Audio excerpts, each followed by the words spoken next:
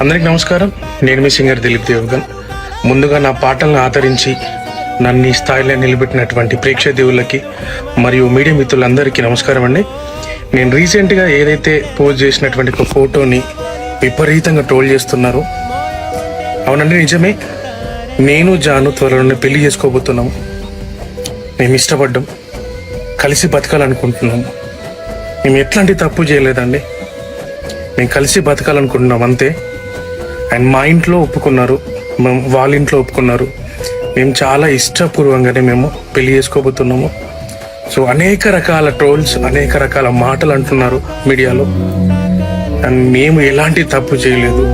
And ఇలాంటి విమర్శలు మీరు ఎన్ని చేసినా తట్టుకొని నిలబడడానికి మేము సిద్ధంగా ఉన్నాము. అండ్ మాకు ఎవరైతే సపోర్ట్ చేస్తున్నారో మనస్ఫూర్తిగా thank you so much. First of all అందరికీ సారీ. నేనైతే నిన్న వీడియో చేసినో దానివల్ల చాలా మంది బాధపడ్డారు, చాలా మంది రియాక్ట్ అయ్యారు, చాలా మంది సపోర్ట్ చేసిన ప్రతి ఒక్కరికి థ్యాంక్ యూ సో మచ్.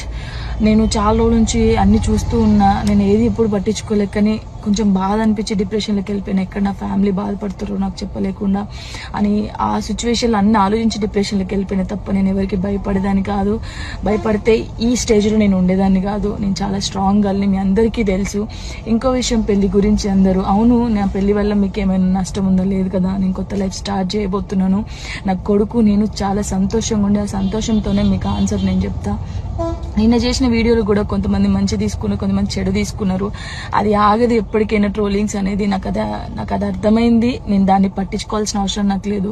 నా లైఫ్లో నేను చాలా స్ట్రాంగ్ ఉంటా, ఇంకా ముందుకు వెళ్తూనే ఉంటా.